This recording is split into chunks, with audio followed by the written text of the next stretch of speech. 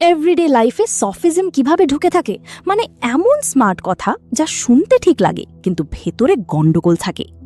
প্রথমত, সোশ্যাল মিডিয়াতে এই ড্রিঙ্ক খেলে 7 দিনে ওয়েট লস, শুনতে ক্যাচি কিন্তু এভিডেন্স নেই। কিছু এক্সাম্পল দেখিয়ে সবাইকে কনভিন্স করা, এটা সফিজম, কারণ ইমোশন প্লাস হাফ ট্রুথ দিয়ে প্রভাবিত করা হচ্ছে। সেকেন্ডলি, বিজ্ঞাপন, অ্যাডস। 90% ডাক্তার এই টুথপেস্ট রেকমেন্ড করেন। প্রশ্ন, কোন ডাক্তার, কোথায় রিসার্চ? কিন্তু শুনলে মনে হয় ট্রাস্টেড। এখানে অথরিটি দেখিয়ে কনভিন্স করা হচ্ছে, সত্য পুরো বলা হচ্ছে না। থার্ডলি, বন্ধুদের মধ্যে আর্গুমেন্ট। তুই তো সবসময় লেট আসিস, তাই তোর কথাও বিশ্বাসযোগ্য না। লেট আসা মানে সব কথা ভুল, কিন্তু এমনভাবে বলা হচ্ছে যেন লজিক্যালি কারেক্ট। এটা সফিজম, কারণ একটা আনরিলেটেড জিনিস দিয়ে কনক্লুশন টানা হচ্ছে।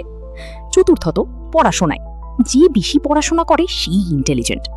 হার্ডওয়ার্ক মানে ইন্টেলিজেন্স সবসময়, কিন্তু শর্টকাট লজিক দিয়ে জাজমেন্ট দেওয়া হচ্ছে। পঞ্চমত, পলিটিক্স বা ডিবেট। যদি তুমি আমার সাথে না থাকো তাহলে তুমি দেশের বিরুদ্ধে। অনলি 2 অপশনস দেখানো হচ্ছে, মাঝের রিয়ালিটি কমপ্লিটলি ইগনোর। এটাকে বলে ফলস ডিলেমা, সফিজমের কমন ট্রিক। কিভাবে চিনবে সফিজম? তুমি নিজেই ডিটেক্ট করতে পারবে যদি খেয়াল রাখো। কথা শুনতে খুব স্মার্ট লাগছে, এভিডেন্স ক্লিয়ার না, ইমোশন দিয়ে কনভিন্স করছে, লজিক জাম্প করছে, তাহলে সম্ভবত এটা সফিজম। ফাইনাল সিম্পল লাইন, এভরিডে লাইফে সফিজম মানে শুনতে স্মার্ট কিন্তু পুরো সত্য না।